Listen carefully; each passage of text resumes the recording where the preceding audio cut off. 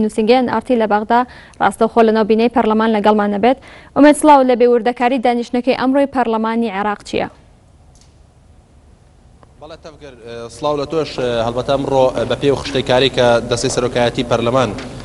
بۆ دایرەی ئەلامی یاخود بۆ دەستگای ڕاگەاندنەکان بڵاوی کردوتەوە ئەوەیە کە پێکاتوە لە هەشت بڕگە کە ئەمڕۆ پەرلەمانی عێراق لەسەری کۆبێتەوە، بەڵام دیاریترینەوە بڕگانەی کە ئەمڕۆ باسەکرێت یەکەم بڕگەیە کە لێکدانی هەردوو وەزارەتی ژینگە و وەزارەتی تەندروستیە کە ئەمە یەکێکە لەو پرۆژە ڕەکسازیەکانی حەیدەر عەبادی لەکەمکردنەوەی وەزارەتەکان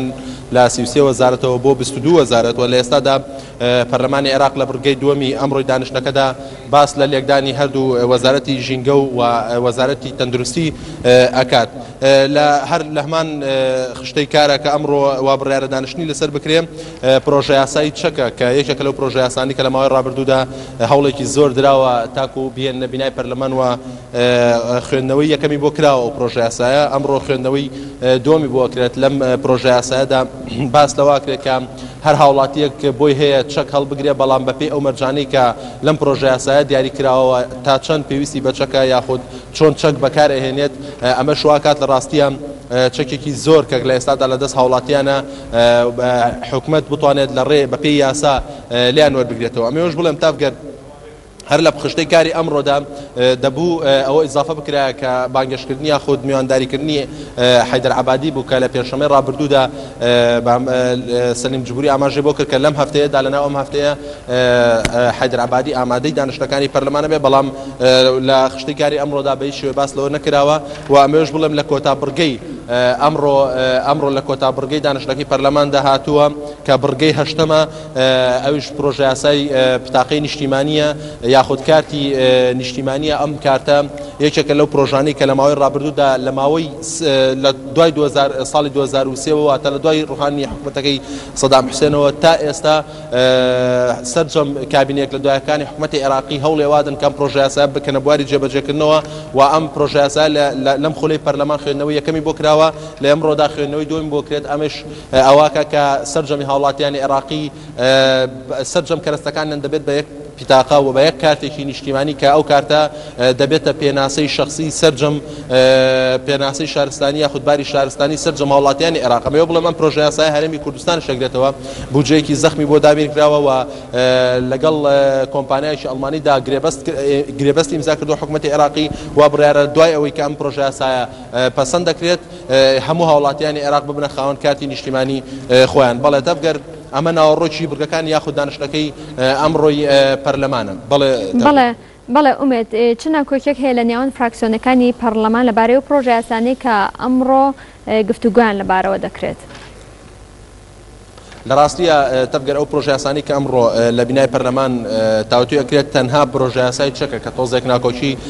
لەسەرە بۆ پێی کە زۆرێک لە هاوڵاتیانی عێراقی لە ئێستادا خاوەنی چەکی خۆیان لە ماڵەکانیان نەبووە، لە ئێستادا لایەنە سیاسیەکان هەوڵێوادەن بە شێوەیەک بێن پرۆژە یاسایە وەکو پێویست تێپەڕێکە هەر لایە و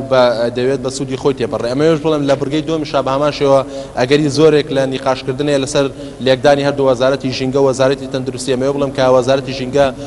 قوتەیبە جبوری وەزیرەکەیەتی کە لێ ئەسەنرێتەوە دەبێت بە یەک وەزارەت کە بێت بە وەزارەتی ژینگە و تەندروستی دەدرێت بە یەک وەزیر و ئەمەش پشکی سونە بوو ئەم وەزارەتە و هاوپەیمانی هێزە سونەکان بە هەماشەوە ئەگەری وای ئەمڕۆ لەناو دانیشتنەکە گفتگویەکی چڕ لەسەر ئەم بابەتە بکەن بۆ پێی کە لەسەر پشکی ئەوانە. ئەمەوێ بڵێم تەفگەر سەرجەمی ئەو نیقاشانی کە لەناو بینای پەرلەمان ئەکرێت بە تایبەتی لەسەر کەمکردنەوەی وەزارەتەکان دەنگۆی زۆری لەسەرەوە هەیە کە هەر لایەنە و بە بەلای خۆی دابی بات بۆ پێی کە سەرجەمی لایەنەکان پشتی وەزارەتی خۆیان هەیە. ئێستاوە زەنگی دانیشتنی پەرلەمان لێدا و دەبوو کاتژمێر دەست پێ بکات، بەڵام نزیکەی 40 دقە لەسەر کاتی خۆی لایداوە ئێستا دانیشتەکە دەست پێکات. ئەمەوە بڵێم تافگەر کەمکردنەوەی ئەو وەزارەتانەی کە عەبادی ئاماژەی پێکردووە پشتی سەرجەم لایەنە سیاسیەکانە، بەڵام دەبێت لەو 22 وەزارەتەی کە جێگیری دەکات حەیدەر عەبادی پشتی سەرجەم لایەنەکان بدا و لە ئێستادا ئەم وەزارەتەی کە لە سونە ئەسەنرێتەوە ئەمڕۆ کە وەزارەتی ژینگەیە لە 22 وەزارەتەکە لە بەرامبەردا پشتی خۆی پێ بدرێتەوە ئەو وەزارەتانی کە دابەشێتەوە دووبارە بە اتفاقی سیاسی بێتەوە. بەڵێ تەفگەر. بەڵێ ئومێد ئایا هیچ ناکۆکێک هەیە لە نێوان فراکسیۆنە کوردیەکان لەبارەی و پرۆژە یاسانەی ئەمڕۆ گفتوگویان لەبارەوە ئەکرێت؟ لە ڕاستیە تەفگەر ئەم پرۆژە یاسانی کە لە ئێستادا لە خشتی کاری ئەمڕۆی پەرلەمانەیە فراکسیۆنە کوردەکان هیچ قسەیشان لەسەری نییە و لەسەری کۆکن بۆ پێی کە ئەو لیژنانەی کە پرۆژە یاساکانی تەقدیم کردووە بۆ بینای پەرلەمانی عێراق ئەندامی خۆیان هەیە و نوێنەری خۆیان هەیە و چاودێریی وردی پرۆژە یاساکانیان کردووە بۆیە لە ئێستادا فراکسیۆنە کوردەکان هیچ ناکۆچیەکان لەسەر پرۆژە یاسانە نییە کە لە ئێستادا لەم خشتی کاری ئەمڕۆی پەرلەمان داهاتوە تەنها سونەکان وەک ئاماژەم پێکرد لەسەر وەزارەتی ژینگە ئەگەری هەیە زۆر بابەت بورژێنن بە هەمان شێوە شیعەش لەسەر پرۆژە یاسای چەک کە لە بەرگەی حوتەمی ئەمڕۆی خشتی کاری پەرلەمان داهاتوە بە هەمان شێوە تۆزێن ناکۆچیان لەسەر پرۆژە یاساکەیە بەڵام بە شێوەیەکی گشتی ئەمڕۆ پرۆژە دانیشتەکە ئاسایی ئەبێت تەنها ئەوە نەبێت کە لە یەکەم بڕگەدا ئەوش لێکدانی هەردوو وەزارەتی ژینگە و تەندروستیە. سپاس بۆ ئومێد محەممەد بەرپرسی نووسنگی نارتی لە شاری بەغدا بۆ پێشاتێکی کە گەڕینەوەلات.